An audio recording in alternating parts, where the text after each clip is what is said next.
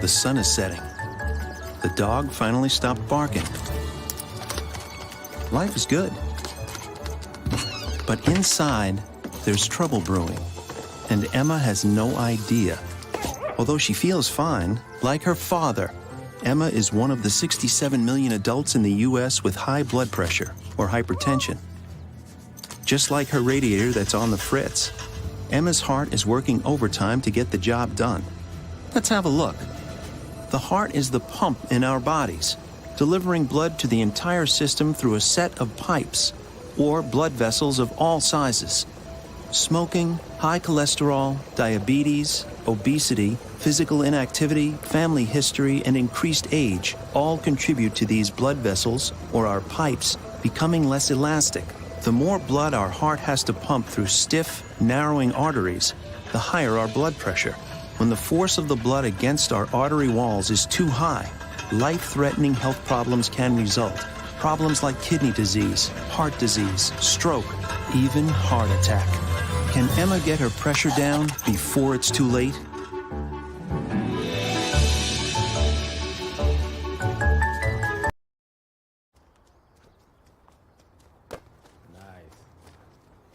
You did the two things we always talk about. What's that? You worked hard and you... Have fun. Have fun, my man. It's a real star you got there. Thanks. Take care of those hands. They're taking you places. I got hands. I'm gonna go pro. You definitely could. Easy money. Easy money. Have you ever thought about what else you could be? Go along, son.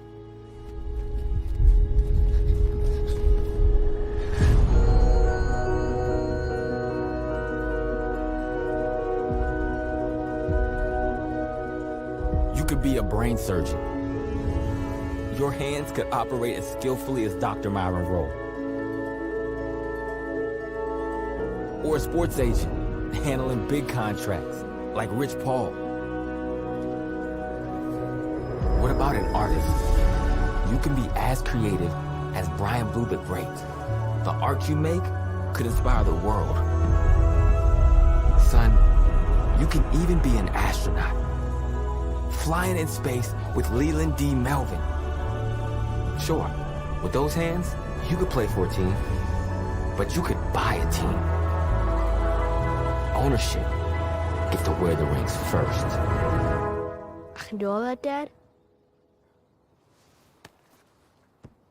You can be anything you want with these hands.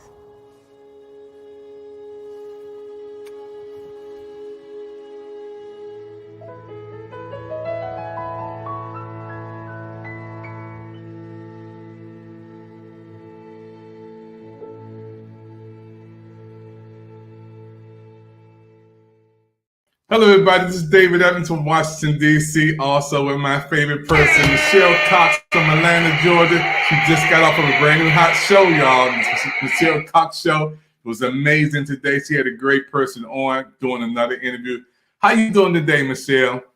I'm doing absolutely amazing. Every day is amazing. But before we get into our show, let's give some things out. Almi's on vacation. She'll be back when she gets back with her husband. Enjoy yourself out there. And Mr. Leroy Carlton, he had a family issue. We're sending prayers to his family and to his dad, and he will be back once they settle their family emergency.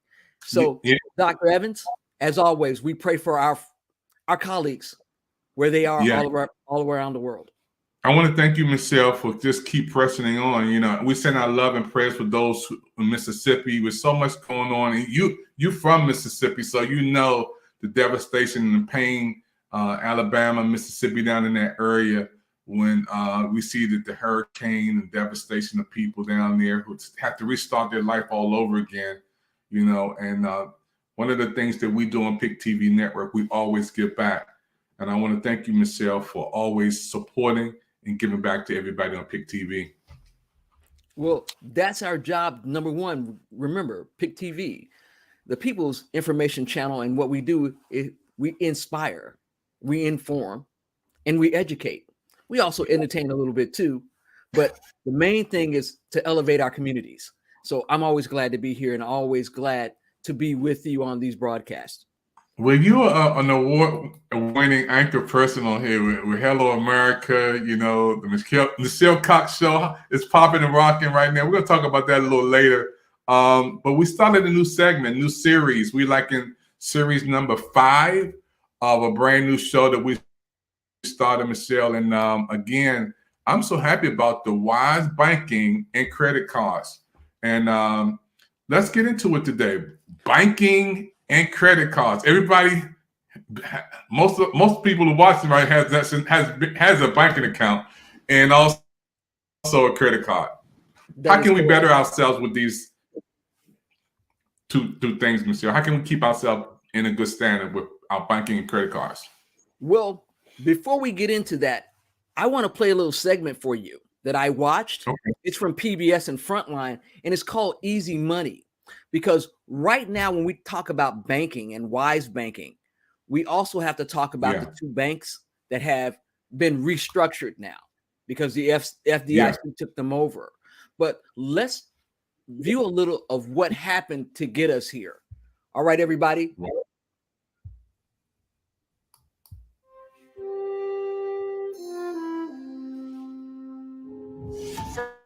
Silicon Valley Bank has collapsed and federal regulators have taken control. Trying to stem any sort of contagion effect. Impacting tech startups, leaving customers in limbo. Raising concerns about the broader economy. If we hadn't been driving our economy with easy money and then trying to really quickly undo that, we wouldn't be having these problems now. Americans can rest assured that our banking system is safe. In a special Frontline investigation, we're now facing a world of many potential outcomes. The inside story of an age of easy money. Every financial function had failed, and we had to restore them. Do you think it was a radical policy? I most certainly did think it was a radical policy. Did the Fed inject money into the economy? About recent government stimulus programs. When the Fed changes to the primary engine of economic growth, it's supposed to be our democratic institutions that do that, not the central bank. And an uncertain future. Pain for American families. It's not just that we're getting more calls, it's that the folks who are calling us are in greater distress. Correspondent James Jacoby investigates. How remote is the possibility that there could be much higher unemployment in the next couple of years? I mean, I wouldn't say it's remote. Now on Frontline. It really is difficult to overstate how important this story is and how much it matters. I don't know if I can safely say that we're at the bottom, because of what we're looking back at, this age of easy money. Wow.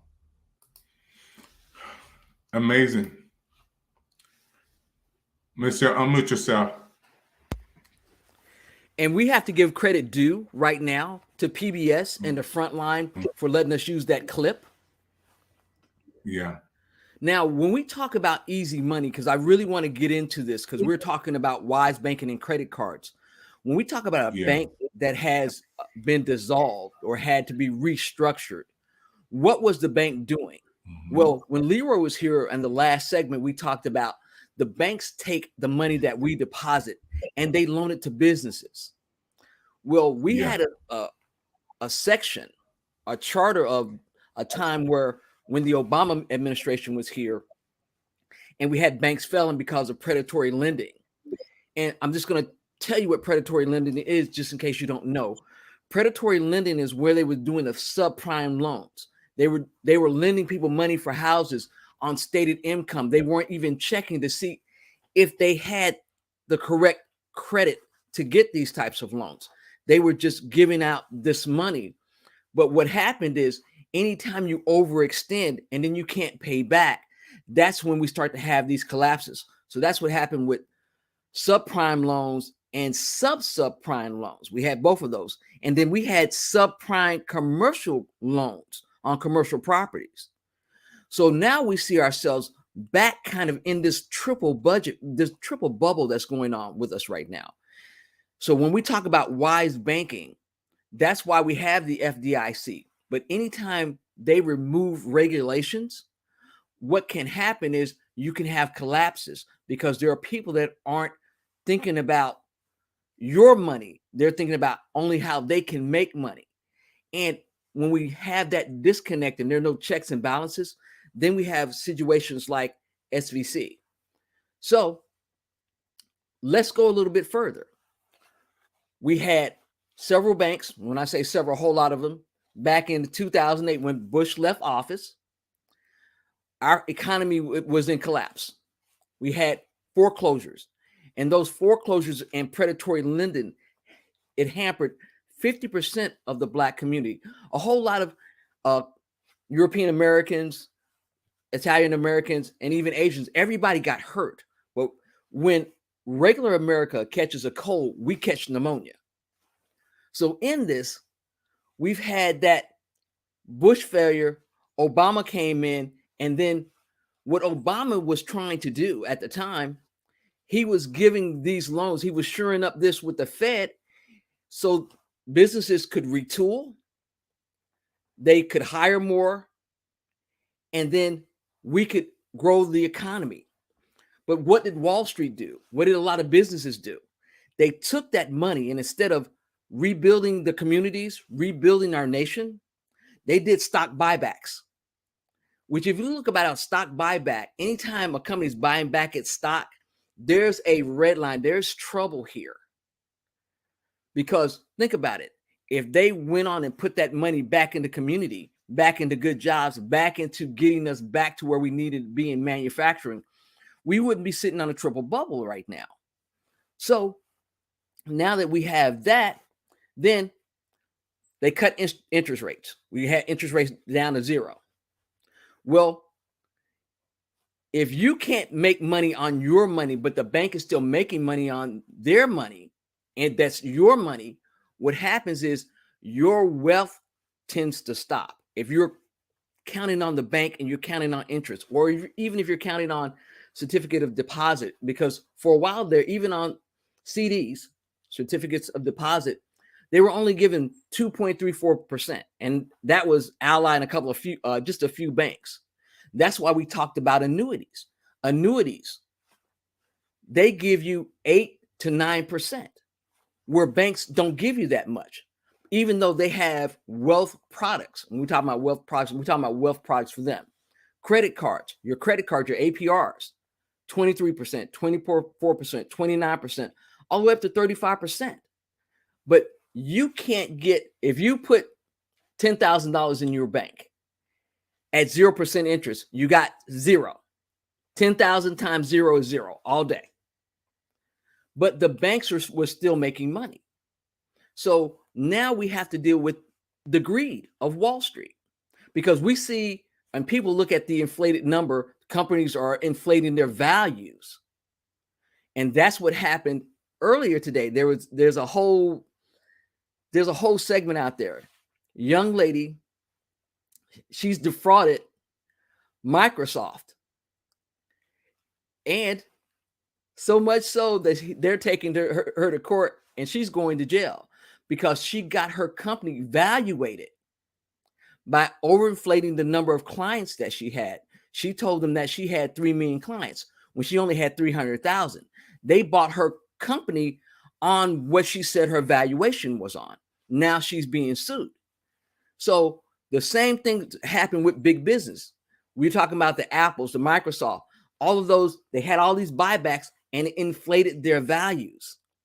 Now, as the Fed has pulled back and started to raise interest rates, these businesses are struggling because they no longer have access to easy money. The question is should we bail them out again?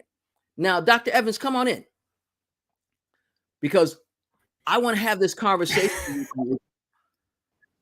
So we know about what happened in the Obama administration. We know that 8 years, he got elected because America was desperate. Let's everybody be honest about it. Bush Jr. had put it in the tank. The banks were too big to fail, failing. Wall Street collapsing. And what they wanted to prevent was a full-blown recession. Is that correct, Dr. Evans? Yeah, it went all day long, And that's why they started the Fed was like, we're going to cut interest rate, cut interest. They cut it to zero. They've done this for over 10 years. And then when Trump came in office, Obama had handed him, the ship was steady. He handed it over to Trump. This was a time when the Fed should have been slowly raising interest rates. But as soon as they raised the interest rate, Trump said, he tweeted, the Fed doesn't know what they're doing. And it caused the market to have what they call a tantrum. And stocks went down. But our company is bigger than the stock. Our country is bigger than the stock market. The companies are bigger than the stock market. And that's what people have to realize. And right now, when we talk about wise banking and credit cards, we're a nation that's in debt, not only as a nation, but as people. Dr. Evans, did you know that most households are carrying $8,000 to $15,000 in credit card debt? Wow. Or I even can believe more it. if you count student loans. Yeah, I can believe it. You know, Michelle, when you're talking, I love the information you're sharing with the world on PIC TV network. And this is why you're the #1 anchor person on our network. But I want to break it down to some basic people, Michelle. This is the dollar. And it says again, in God we trust, of course. And it's a legal tender. And it's for all debts. So why are we in debt, Michelle? If it's for all debts, why are we in debt? Well, think about it. And let's think about it. And let's, as they say, let's do the hard line. It's a credit card. You can buy stuff on credit, right? Mm-hmm. But that doesn't mean that you have money. Credit and money are two different things. When we talk about credit, you're spending money that you're borrowing that you have to pay back. But what happens in times of distress when you can't pay it back? What happens not only when you can't pay it back, but you lose your job or you have a health crisis like I did when I had the breast cancer. Yeah. If you're in a corporation or you have a company that you're really solvent and you can take care of those bills and you can keep your household going, you're not going to have a problem. But what happens when people get through? We talked about how much money that they should have in reserve, that 6 months, that 9 months, that year of reserve, and they go through it. That's what happened in the housing crash of 2008, 2007. Yeah. People had leveraged everything in credit and they didn't have the capital, that money, put that dollar up. They didn't have the finance. Mm-hmm. They didn't have the money to pay the debt. How you got more than me? How you got more than me, Michelle? I'm the president. How you got more than me, Michelle? Hey, that's just today. That's just today. So Michelle, when somebody get this, Michelle, and I'm gonna send it to you to your bank, where's it go? I'm sending it. I'm putting it in your deposit, Michelle. Here you go. I'm sending it to Atlanta, Georgia, and it disappears from me. What do you do with my money when I put it in, Michelle? What do you do? Now, smart money says that I should be investing. If you're using a bank account, and this is what we've been telling everybody for the last 4 weeks, if you're using a bank account to save your money, you're not saving money. Mm-hmm. You can only save money when you can build upon the wealth that you have. That means instead of the bank getting 19, 20, 23, 24, 25, 29% on your money and giving you zero, you need to find ways to make your money work for you. That's wise banking. That's why Mr. Carlton said, I have my bank account to pay my bills with, but I have my annuity to make sure that I get paid. I have he's like, I have annuities for my children and my grandchildren. I have an annuity. That's the only way that you're going to start to have residual income, because you, as a person, everybody here, even you, Dr. Evans, you can be the bank. You can create your own bank by having an annuity. That annuity is collateral. You can borrow against that annuity and pay yourself back. If you remember Leroy, when he was on here, he told you he borrowed from his annuity. He borrowed his own money to pay for his car cash and paid himself back. Mm-hmm. And his money's still making money. That's the difference. Correct. That's wise banking. Now, when we talk about credit cards, again, he says you should have no more than 2 credit cards. Yeah. But the credit cards you have, are they paying you? That's the big deal. Yeah. To be effective in the credit card game, you have to be what Ben Stein says, not a revolver. A revolver is a person that they pay their bill, they pay the same bill over and over and over again for 15 or 20 years. Anybody that has a credit card and they pay it off every month and they get cash back, those are the people that the credit card companies, they don't like, because you, in a sense, are using their money and getting money back for your goods and services. There's a young man that's been doing this, and he does it really successfully. He has a YouTube channel. What he's done is he pays all his mortgage, his insurance, everything on a credit card, but every month he pays it off. But his credit card is giving him 3% back. So when he pays his credit card off every month, he's getting 3% on the money that he's using. Imagine if we all did that. Yeah. And that's the difference. That's why the age of easy money isn't going anywhere. It's gone. It's gone. Because now the interest rates are going up because they're trying to slow inflation. Are they doing too much too fast? I think so. Because you can't make a correction, a 10-year correction in a year. And that's when we talk about the head of the Fed, which is Mr. Powell. He's making hard decisions. But even if you talk about Dave Ramsey, he tells you that we have to make hard decisions. We have to take this time and rein in our spending. We also have to make sure that we have residual income. The only way to do that is, a sister friend was on IG today. She said, every time you go outside, there's an opportunity to spend money, because we've been locked down in COVID, and COVID has caused some of the things that we're going through. But the other part has been caused by greed. Because instead of taking the money that the Fed was lending money easily and rebuilding American society, rebuilding American business, doing the infrastructures, these business people took that money and gave themselves major bonuses. So while everybody's mad at Obama, mad at Trump, mad at Biden, but we won't get mad at the people that have caused some of these issues.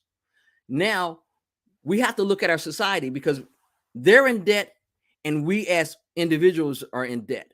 And when are we going to start taking responsibility? Dr. Evans, it's time for us to take a commercial break. Everybody, thank you so much for joining us. Wise Banking and Credit Card here on the PIC TV network. We'll be back momentarily.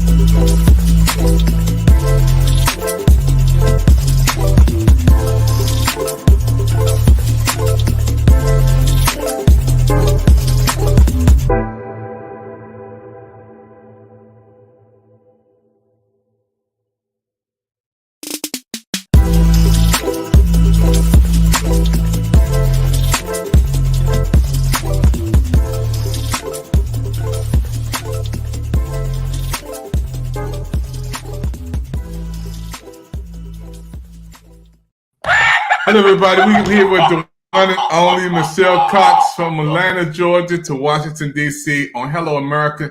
Michelle, I want to thank you again for just keeping this program alive and giving everybody some information. Education is the process of learning. Get your pencils, get your pads, take advantage of this opportunity today. We're in our fourth segment today, folks. We have a brand new show on the PIC TV network, and it's called Wise Banking and Credit Cards. And our financial educator today is Michelle Cox. Michelle, give us some more information. You did some research on this Proctor and get information. Tell us some more about what we're going to learn on this segment. All right, so let's talk about the Fed. When we talk about the Fed, we're talking about the people that control money.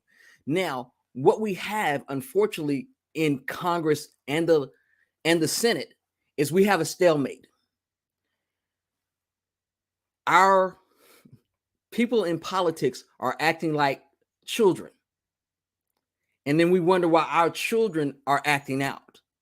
Because instead of working together to solve the crisis, all they're thinking about is keeping us in chaos. And because they're keeping us in chaos, all these things are slipping by. Anytime somebody rules in chaos, you know what happens? They tend to let this money rule them. Think about it. We get a whole bunch of false crises, and then when we get a real crisis, people are numb to it. That's why we have to make sure that we're educated. Number one, when we had easy money, there are things that they should have been doing all the time. Number one, rebuilding the business. Number two,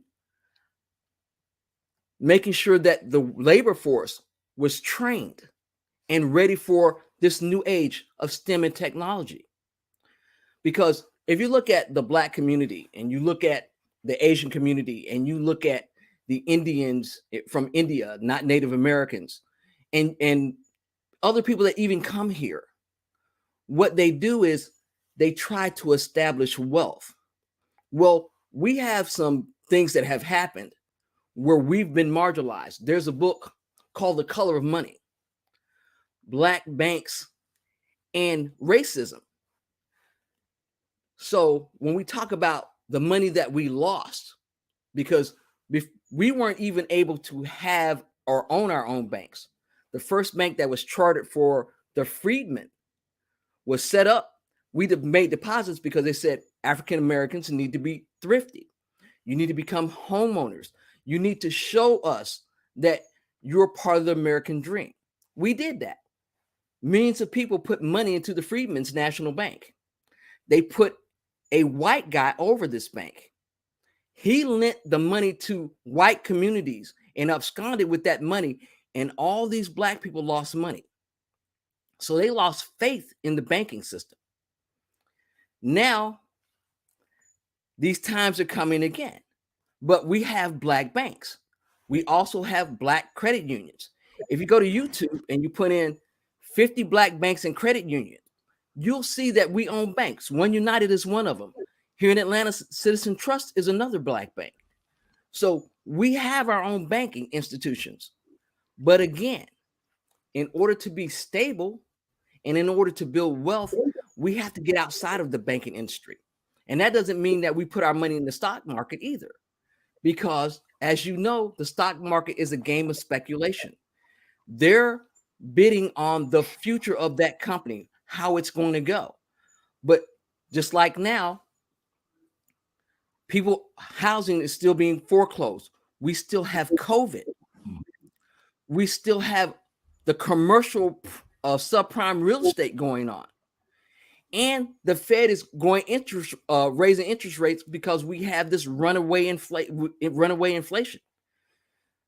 The house that I purchased back in 2005, $140,000, worth $350,000, but some of that is inflated value.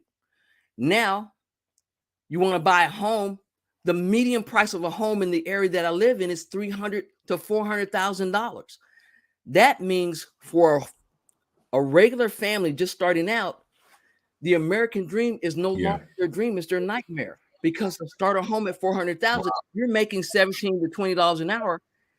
You can't get up. You can't buy a house. It's out of your price range. What's going to happen if we're not careful? We'll be like the French during the French Revolution.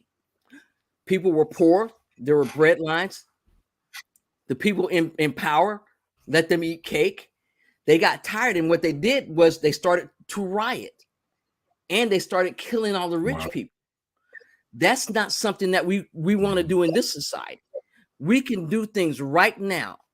Our government, us, working together, and inside the halls of government, the Democrats and the Republicans and the independents, everybody has to get on the same page. We can no longer sit by and be partisan. We can no longer sit there and bicker with each other. We have to help each other get out of this situation, because if not, trust me, countries are starting to drop the dollar. We are not the currency that we used to be. And we're in trillions of dollars in debt. Can we get out of it? Absolutely. Anybody that's been in debt before and got out of it, we know the keys to do that. Is it going to be a little bit painful? Absolutely. But it can be done. And so for you at home, some of the things that you need to do is, number one, if you have a problem with your credit card, this is the time where you need to seek out people that can help you. You don't have to pay for these services. There are services that you can get through SCORE and other agencies, especially seniors. AARP has a good program. If you have AAA, they also have a good program. You can start to do the research, but that means you're going to have to pay down your debt. That means less going out, less eating out. That's the reality. That's where we are now. And our country is going to have to get there. And that's why we had to put the brakes on the easy money. Dr. Evans, I want to play another piece of this clip if you don't mind. No, come on. We're ready for it. Brutal week in the market. The Dow and the S&P now on track for their worst December since the Great Depression. The global financial system short circuits. The decline will accelerate if Jay Powell doesn't walk things back. The president threw a tantrum too. I think the Fed has gone crazy. It's a correction that I think is caused by the Federal Reserve. If the Fed knew what it was doing, they would lower rates and they would stop quantitative tightening. The president has been attacking the Fed chair on Twitter very often for raising interest rates. With the Fed's decision to raise interest rates, he suggested it would hurt And the tweet he said quantitative tightening was a killer, should have done the exact opposite. Powell would change course. The Federal Reserve cut a key short-term interest rate today after raising it as recently as December. You see this complete reversal and what a lot of investors and economists saw as a capitulation to financial markets. Financial markets don't like this, so the Fed's going to reverse course. And that has defined Chair Powell ever since then. A tricky balancing act for Chairman Powell. He'll now face criticism that the Fed has bowed to pressure from the White House or Wall Street or both, sacrificing the central bank's precious independence. The Fed blinked, and the Fed reversed course when the market was down sort of 20% and went from tightening policy to easing policy. And it became very clear to the market that saving the stock market was now one of the Fed mandates. And I think that had really ominous ramifications for the future. Wow. And that's what I'm talking about. Michelle, let me pause to say, I want to pause to say, Michelle, you watched this whole presentation, and we're going to put it up with everybody else can watch it. And I want to say, as African Americans, a lot of us are still learning the process because we never had the opportunity to read the Wall Street growing up in elementary school and junior high school. I was on the basketball team, so I was looking at the sports section every day and see how many points I scored. But when we're talking about the level of information today, the people you had on there, they know numbers. The people you have on there, you're talking about not no $10, $20 that we're talking about. You're talking about hundreds of thousands and maybe millions of dollars. No, we're talking about billions and trillions of dollars. We're talking about wow, billions and Michelle, trillions I want you to talk. Michelle, I want you to educate us for a minute. Being an African American, I want to use me for an example. I came up in Washington, D.C. My mother and father struggled. We had 9 kids. I still don't understand everything happening on Wall Street. Why is it important as far as us to get the information that's out here today through technology, Michelle, and to instead of writing music, and that's good, instead of doing rapping, and that's good, but using this to understand how we can invest in this? Talk about that, Michelle, for our color. I want you to talk to us, and I know you're talking to everybody, but why it's important for us to know that what you're presenting today is valuable. Well, I'll give you a short story. When I was 12 years old, I was reading the USA Today. It was a very new newspaper then. And it had on the front page, it had Chrysler stock going down to 50 cents a share. Chrysler's in trouble. Is Chrysler going to fold? So when it went down to 50 cents a share, I ran home to my parents. And I told them, I said, Mom, Dad, we need $2,000. We need to buy this Chrysler stock.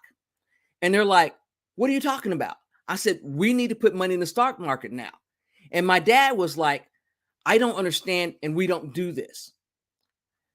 And then my mom was like, we don't understand, but tell us your argument. Tell us, debate us on it, and bring us up to speed. Well, think about it. The U.S. military, and I'm talking about all the branches, use Chrysler vehicles, trucks. Even the 2.5-ton trucks were all Chrysler, Jeep, and Dodge vehicles. So there's no way that the United States government was going to let Chrysler fold. And if my mom and dad had have gone and got that $2,000, borrowed it, put it in the stock market, when my father retired in 1987, from that 50 cents a share, it went to $87.78 when he retired. They would have had $315,000 in wealth. That would have paid off both of their houses, and that would have left generational wealth for the grandkids. That's why we have to know about the stock market. We have to research the companies and what's behind the companies, not just what you see on the ticker, but you actually have to go and see their financial pages. How are they doing? What's going on? What's the new innovation? What are they bringing to the market? Because you can go and buy stock, but right now, buying stock would do you no good, because the numbers for a lot of companies, they're inflated. You have to look behind the curtain. That's why it's important for you to educate yourself. That's why it's important for you to learn about banking, finance, and all the things about these companies and what they're doing. Are they bringing something new to market? Is it a proven technology? Has it been standardized? These are all things that you have to look at when we're talking about investing and growing wealth. Then let's step away from the stock market for a second, Dr. Evans. What are ways that you can bring in residual income? What about direct relationship marketing? We're talking about Mary Kay. We're talking about Club Secret. We're talking about Avon. Or how are you building your business? Do you know your market share? Do you know your numbers? Everybody watches Shark Tank. These guys are here to make money. Why do you think they call them sharks? They're investors. They want to make their money, keep making money. When somebody comes on there and they see them, they have a really, really good idea, they'll buy their whole company. The question is, now that this person, because there was a young man that got $200 million from the Sharks. They bought 100% of their company. What is he doing with the money that he got from the Sharks? Did he take this money, pay whatever taxes he had to pay? Because at the time Trump was president, he lowered the interest rate to 21% for businesses. You pay your 21%, but he should have been putting a large portion of that in an annuity. That way, every year he's getting 9% interest on $150 million. Yeah. He no longer has to worry about it because his money is making money. Then he can take some of that money and reinvest it in communities. He can buy houses. He can buy property. This is my point, Michelle. When you have a person who never had money, and when they get $100, and I send it to Michelle because I want the Jordans. I send it to Michelle because I want the Murray Cat or the best finest outfit. I'm spending. I'm not turning this dollar right here, Michelle, into $100. It's easy to spend this, but you're talking about investorship, and I've been thinking about for the last 4 days about ownership, owning. Just like I have my truck, my final payment. You know how good I felt when I made my final payment on my truck. Boom. And they sent me the title deed. I own that. They don't have to worry about the snatch man taking it. I don't about no more payments, nothing else. BMW financial services, so long, goodbye. And I'm not thinking about buying another one. I just want to ease out and then invest. So I want you to do this. I want you to do I want you to think about this. No, I got you. I want you to do this.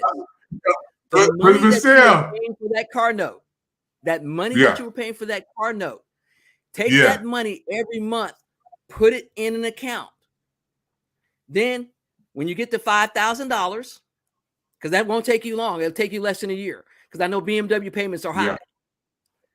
Take that money and put in an annuity. That money is going to make you money. And then all you have to do is continue to take that money that you were paying on that car and put it on that annuity. You know what BMW stands for, right? A black man working. That's why I'm a black man working. That's my BMW. But Michelle, when you haven't seen these and you get $100 and you give it away, Michelle, because you want to get a new car, you want to get the nice outfits, you want to eat at the finest dinner. My mindset is always splurge, splurge and splurge. But I'm moving to the ownership mindset now of investing, how to flip and turn this around, and how to keep it coming in my pocket instead of going out of my pocket. Because most of my life, Michelle, it's been going out. It's been going out. That's what we learned. That's what we learned. And BMW also stands for black money wasted. I just wanted you to know that. Look at my bell. Look at my bell around here, Michelle. Well, at the end of the day, look at my bell. One thing. They say the black dollar goes out of our community, Michelle. And it was a Jewish person. It circulates one time. It leaves our community in 8 seconds. Jesus. And so instead of looking at, we do status. Black people have an economy of $1.6 trillion annually. $1.6 trillion annually.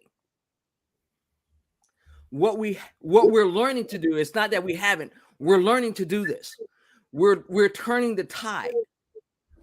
But it took having to go through the pain of what we've gone through and realizing that we have to get our financial house in order.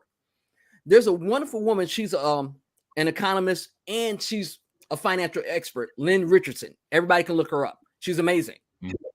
Mm-hmm. She has Wealth University. She teaches people how to save. She teaches you how to not only understand finance, but to grow wealth. So we now have to get out of the spend mentality into the generational wealth mentality. There's another company, there's another club, and these are all black people. They call themselves the Black Trust Fund Babies. Wow. Because they're leaving generational wealth to their kids and their families. They're the ones that are building these new hotels. Yeah. They're the ones that are doing the ownership that you talked about. Yeah. And that's what we have to get back to. We have to get back to where we're owning and we're saving. We're being thrifty. And then we have to bring others with us. Yeah. The other part of that, and I told you, Dr. Evans, me personally, my job is to make sure that we start to rebuild blighted neighborhoods. That's the big thing, because you talked about gentrification. I'm not worried about gentrification. We need to go in with our black dollars, with our people, and with our hands. For the people that don't have money, they call it sweat equity. Okay, we come in, a group of us, we start to rebuild these houses for our neighbors. we start to put in the equity. Warwick Dunn is a great champion of that. Warwick Dunn used to play for the Atlanta Falcons. He has the Warwick Dunn Charities and the foundation. What he's been doing, he's given away over 241 homes to single parents and to families. In that, he's building generational wealth. Anytime we can, when we go and we donate our dollars to the United Negro College Fund to help somebody pay for an education, we're giving them generational wealth because that is a student loan that they don't have to pay. Mr. Frederick Smith, venture partners, entrepreneur, and philanthropist, he paid over $40 million of student debt for the Morehouse graduates. That is creating a legacy of generational wealth. So anytime I hear African American and Black people say we don't help each other, it's a false narrative. We've been helping each other all the time. The thing about it is what we've been fed. That's why they call it programming. Other networks, that's why they call it programming. They show you the negative. They show you the crime, the robberies, instead of showing you the good things that we're doing. There's a lot of good things going on. Oprah Winfrey started a school. Tyler Perry, here in Atlanta, bought Fort McPherson, turned it into a studio, and he hires not only Black people, everybody else, but he's been hiring people that have been coming out of incarceration, lifting our neighborhoods up, giving people jobs, and making sure that we have generational wealth. That's how we get there. We're doing it. We have to continue on the path. Dr. Evans, back to you. And Michelle, you're passionate about this. This is an educational program, folks. We're not playing games and playing around. You know, we're talking about wise banking and credit cards. We talked about when we first started the program, I think the second show, that African Americans, my mother and father and great grandfather, the credit cards wasn't even made for them. It wasn't even made for us, you know. Of course, today everybody has credit cards and rolling with the plastic, but it wasn't made for us. And I believe we have to have programs like this so we can be educated, which is the process of learning how things work. When I put up this artificial money, don't try to bribe me because this is artificial. Don't even come over my house. This is artificial. You want to see it? Let me see it. It's artificial. That's the real thing. This is artificial. So, Michelle, I wanted to say again, the mindset of a lot of young people today, when I get my money, I'm going to get the nicest car, man. I'm going to get my Jag. I'm going to get my Mercedes. I'm going to get my fine car. I'm going to get my outfit. But not thinking about we making rich the person who owns the Mercedes. We making rich the person who owns the Gucci's and Versace's. We making them rich because they own. So our mentality should be, I want to own. Well, I want to own my own. Let's talk about that for just a minute. Now, when we talk about not only owning, but we're talking about the money that we put out, because I told you the Black economy is $1.6 trillion annually. That's what we spent. So when we talk about flipping it and bringing it back, we need to know one thing. First thing is our mindset. So many years, Black people have lived in lack. And what we did, if you remember Robin Leach, Lifestyles of the Rich and Famous, and programs like that, people are looking at those programs. And if you've been poor, you're like, and you were wearing kids, and you know, if your shoes slip and slide, get the ones with the stars on the side, those kind of things. Anytime you have a child that has lived in poverty and they get a chance to be affluent, but without financial guidance, this is what we get. This is where we have this $1.6 trillion every year going out the door instead of circulating in the Black community, instead of building wealth in the Black community. Because we have that mindset of lack. We live in a world of want. Well, once we get out of that, and we are getting ourselves out of that, we have to, number one, rein our spending in. Number two, look to not only invest in our properties, but invest in ourselves. ROI, return on investment. How are you investing in yourself in order to create generational wealth? And I'm not talking about having 3 menial jobs. I'm talking about, do you have enough information, or you have a product and service that you can sell that's going to start to generate wealth? And that doesn't mean you have to start big. If you think about Damon John, FUBU, he was out on the corner selling his little hats, selling his t-shirts. He was running around trying to get the rappers, hey, where my gear? So people see my gear. And once he got branded, then he could step up. Now he's a philanthropist. He does other things. Besides Shark Tanks, he's doing other things. Then you have Percy Miller, better known as Master P. He's part owner in Rap Snacks. So again, you have businessmen. There are more Black businessmen than you can think about. You're thinking about Robert Johnson, who started Johnson & Johnson Product Company. E.F. Young, they started E.F. Young Cosmetics. J.G. Gaskin, he had a hotel empire. This is before Black people could stay at the Holiday Inn, the Marriott, the Hyatt, and any of the other hotels. So we have to go back to the basics. I don't know if you remember the young lady from Hattiesburg, Mississippi. She saved $100,000 washing other people's laundry and donated it so a young person can go to college. $100,000. Imagine if her taking in laundry, saving that money, cutting those coupons, tightening the belt, cooking at home.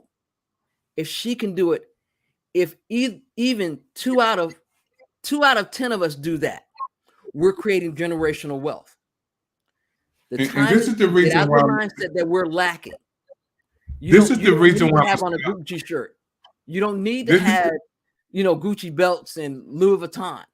If they're not paying you, if you're not a brand ambassador, you're not getting money to wear it, you need to rethink the mindset.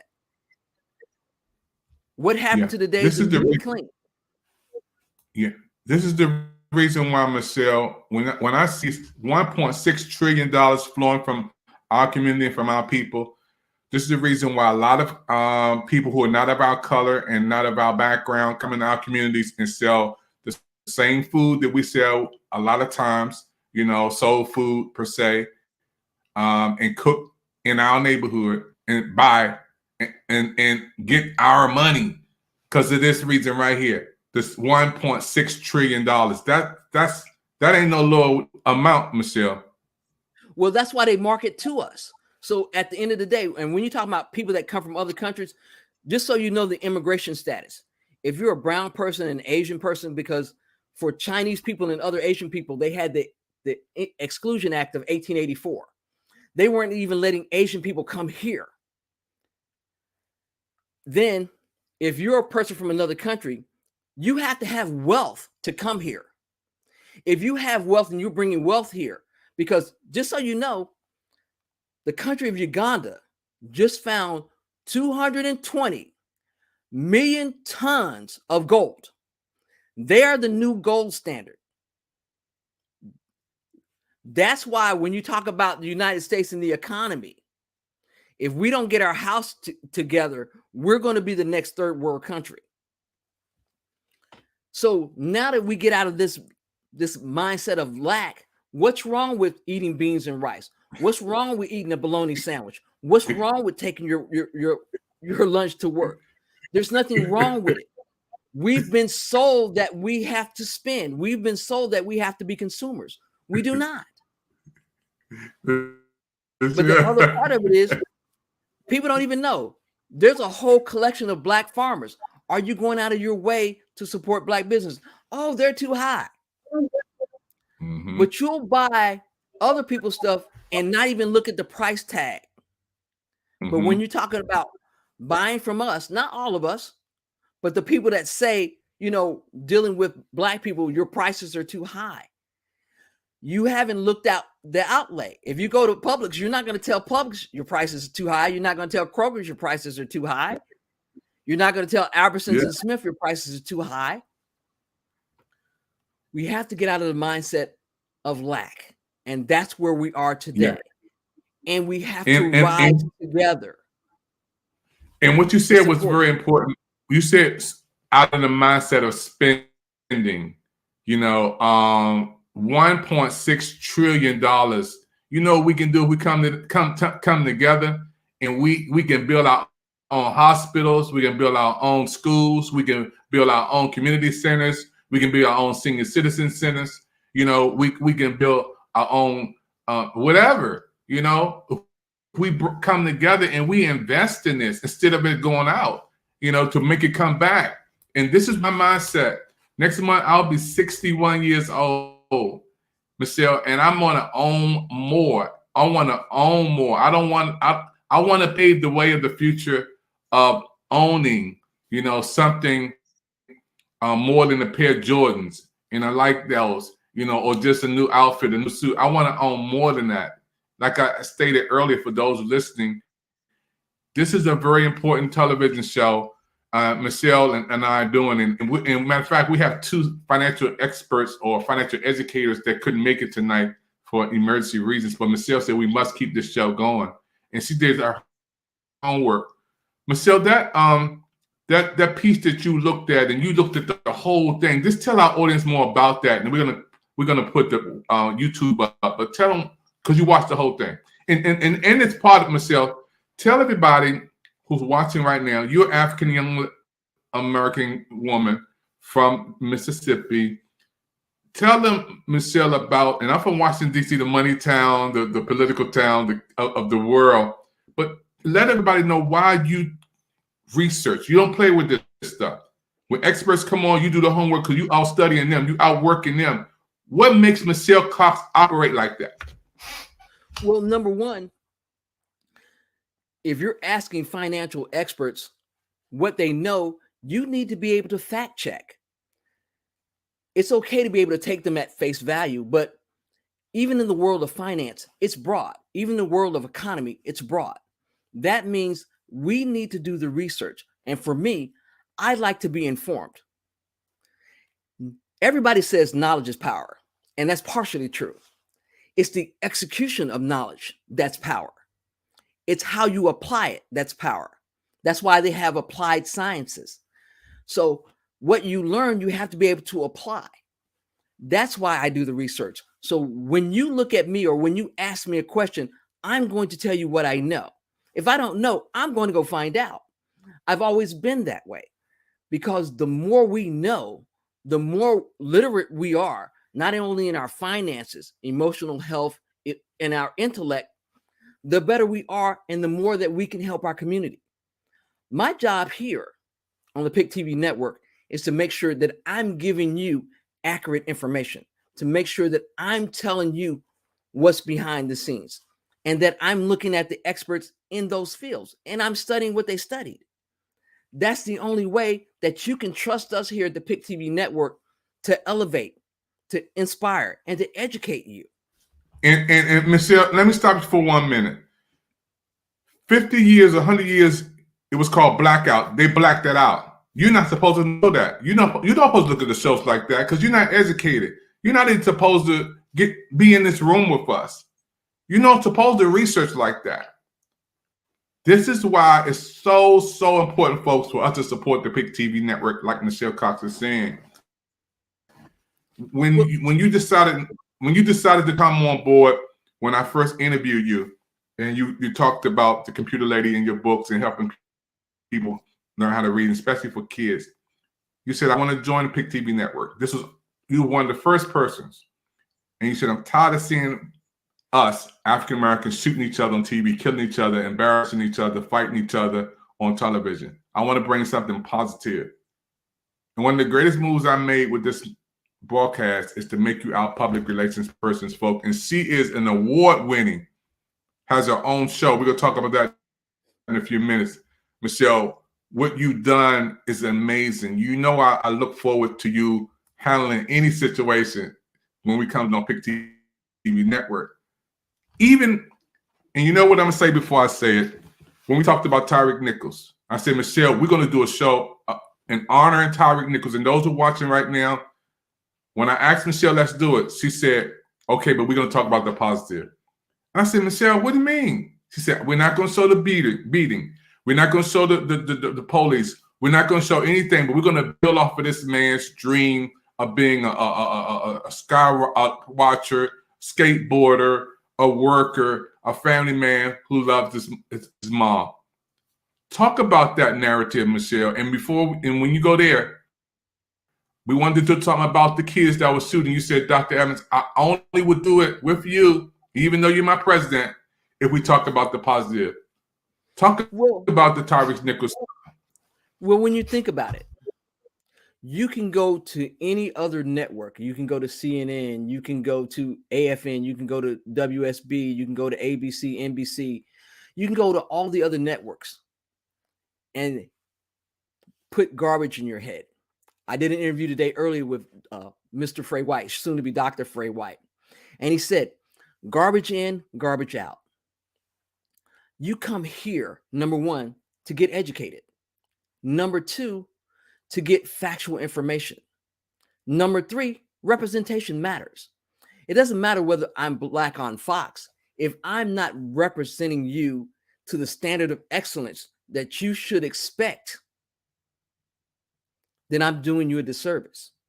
That's why we have this network. That's why it's important. Because you get to see you on a higher level. You get to show your kids, these are the things that you can aspire to. Yes, you're smart. You can be even smarter. And we want to be that shining light for you and your family. It's really, really easy. Now, the other part of that is when we talk about us giving, if you're finding value in this program, if you're finding value in the programs that we're bringing, you should be a member. You should spend a pizza, $25. As you can see up here in the corner, hit that QR code. Donate $25 to help sustain the network. I know Dr. Evans didn't ask, but I'm the director of public relations. I put my money here. I put my money where my mouth is. You can do the same. Because we're going to give you the television shows that matter to you. We're going to educate and elevate our communities because it matters to you. And all the time, integrity, honesty, and representation, it matters in our community. Dr. Evans, back to you. Michelle, I want to say thank you again. Wow, folks, this is the woman who gives. She just gave today to help our broadcasting programs come on and continue to go. But you didn't answer my question. I said, why didn't you want to do the full episode and you only wanted to show the positive of Tyreek Nichols and also the kids on the other? It's easy. It's a no-brainer. I'm tired of seeing sensational television. I'm tired of seeing us being arrested, murdered, killed. You can watch that anywhere. I'm tired. We need to put positive information in our minds. And watching a black man being choked to death or knees on the neck or being shot to death is not positive. It brings nothing to the table because that man is more than that moment. That man had a mom that loved him. He had a family that loved him. He was a gentle soul and good in the community. So why would I sully his legacy by showing crap? Everybody knows that how he passed away. Everybody knows that he was murdered. Same thing for the other people that have gotten murdered. We need to go to the next level. We need to set ourselves to a higher standard. And that's what we're doing here. And so, no, I'm not going to participate in that type of journalism. I'm going to participate in journalism that's going to feed our souls and our minds. And that stuff won't do it. Wow. Thank you, Michelle. This is why she's the Michelle Cox.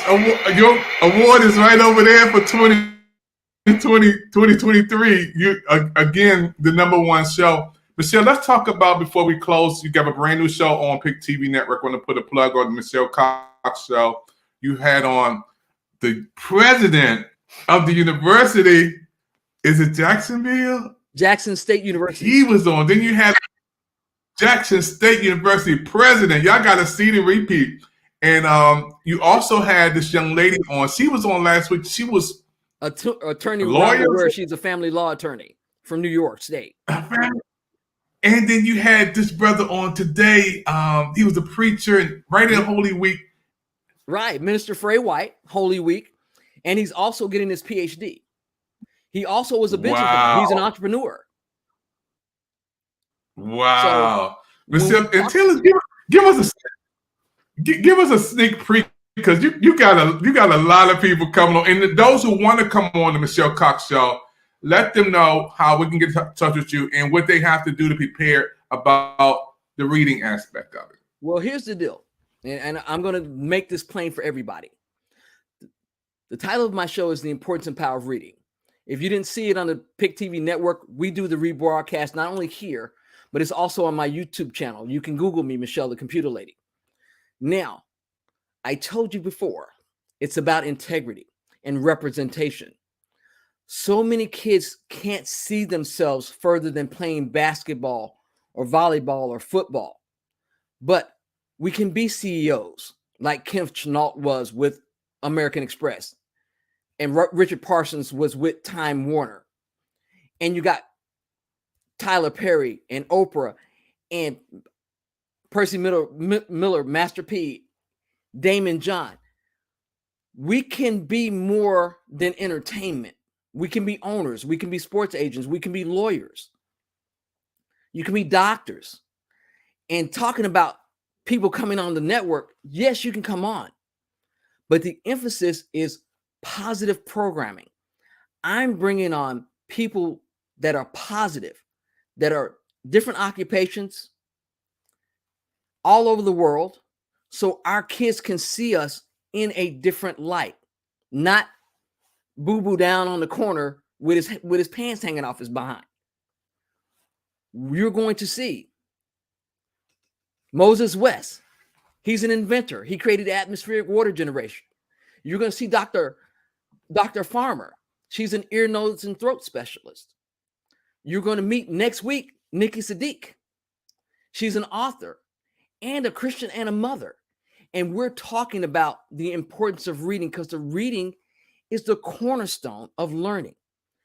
Reading and comprehension. It's important. If we're going to go to the next level, if we're going to elevate our communities, if we're going to be entrepreneurs, if we're going to own our own businesses, we have to read. And we need to make it a priority for us and our kids, and they need to see us reading. Dr. Evans, back to you. I love it. I love it. I love it. Folks, this has been one of the greatest shows that we have on PIC TV Network. I know you want to watch the repeats. Michelle Cox, again, she's a #1 award-winning anchor host on the PIC TV Network. This has to be her almost 100th show that she put on. I can't wait till me and you come on and we talked about AI again. And I know this is going to be a different subject on Hello America. They'll be prepared, because a lot of jobs are going to be taken. A lot of people are going to be maybe caught off guard, but AI is already here. Artificial intelligence is here, Michelle. Well, and it's only going to get bigger. It's only going to get bigger. And those who are watching right now, that's going to be a topic you want to hear. On Hello America, we cover a variety of subjects, and Michelle Cox again from Atlanta, Georgia, and I'm from Washington, D.C. We're bringing you beautiful shows on the PIC TV Network. Please get involved. As she stated, so that $25 donation, your monthly donation for $25 helps us with our programs and shows. And we want to make sure that it's affordable. We want to make sure that everybody who gives and helps us on our network, you can afford $25 to help us to grow. And you can join the PIC TV Network membership. Go right to that QR code. Boom.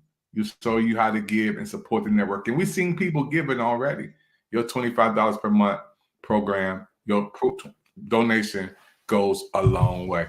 Well, Michelle, thank you again for your wonderful information, touching the world with your great mindset. And don't forget, they can come back here and watch our repeats. If you didn't get it here, or you don't want to wait for the repeat, I'm gonna put it right down here, and I'm gonna let Dr. Evans put it up on the screen. And I want to say, while you're doing that, Michelle, we have a brand new audience. We now can bring you guys in on all of our social media platforms, on LinkedIn, Facebook, YouTube, Twitch, Twitter, and the Pick TV Network Channel 1000, which is our network, which nobody can touch us. That's our network. And on television. So you can watch us in the barbershops, nail salons, beauty parlors, bars, restaurants, churches, clubs, all over the world.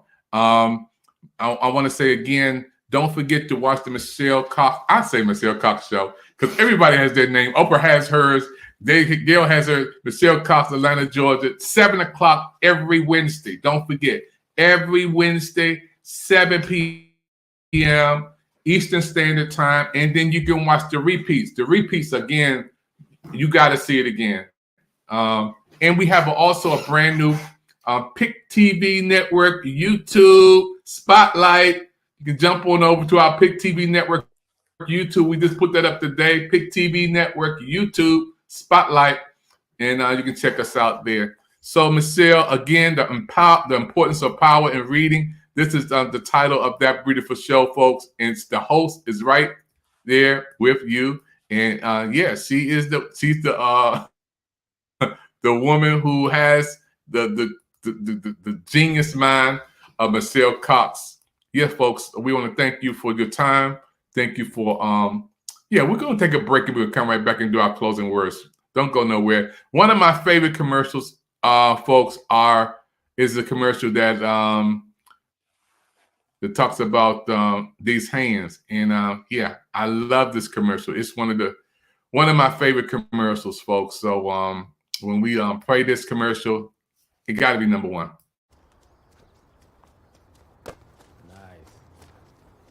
You did the two things we always talk about. What's that? You worked hard and you have fun. Have fun, my man. That's a real star you got there. Thanks. Take care of those hands. They're taking you places. I got hands. I'm gonna go pro. You definitely could. Easy money. Easy money. Have you ever thought about what else you could be? Go along, son.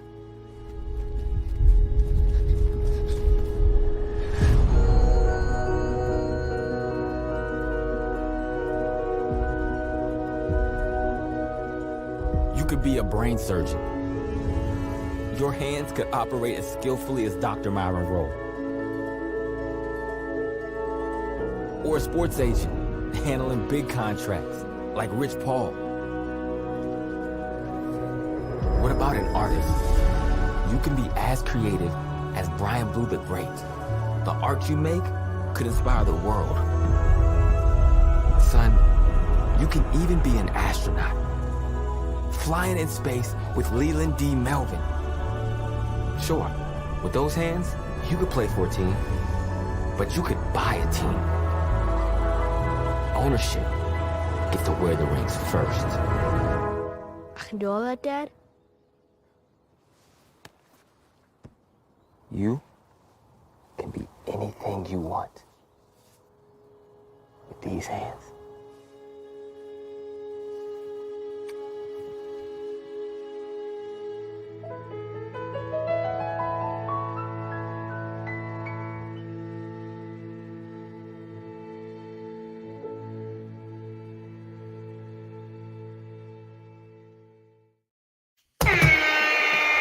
That's my favorite commercial, one of my favorites.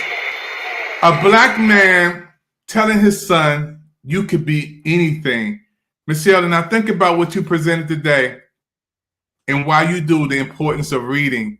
And every little kid who looks at that, it reminds me of me in my dream. And when you would do, and if you see that every day, Michelle, if you see this every day and it comes to your brain, I don't have to be in the hood getting shot at or robbing people or killing people or being stereotyped because I see myself in an ownership position. Higher elevation. That's the meaning of elevating the community. That's why Yeah, we have and to you- know the intrinsic power of reading. That's why we have to model these things for our children. Because the more we put positive information into our kids, the more positive they'll be, the better our communities will become. You want us a community that's free from violence and crime? Then we have to take criminality out of it. And the only way to do that is with something positive. And reading, comprehension, learning new things, getting skills will take you there. That's the point. Yeah, and we're going to close out the show, folks. And we want you to watch every Wednesday, 7 p.m., the importance of and power of reading with the one and only Michelle Cox. Don't forget, folks, watch it on all social media platforms. And we're excited for all of you who've been in tune with the PIC TV network. Look at the repeats again. And don't forget to scan that QR code. You know what to do. And happy holidays, everybody. Thank you, Michelle. We see you guys Happy next time on the holidays, PIC happy TV. Easter. Yay. Thank you, everybody. Bye-bye.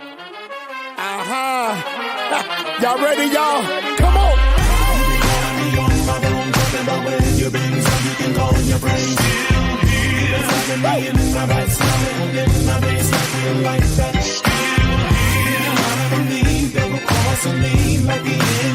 Uh-huh.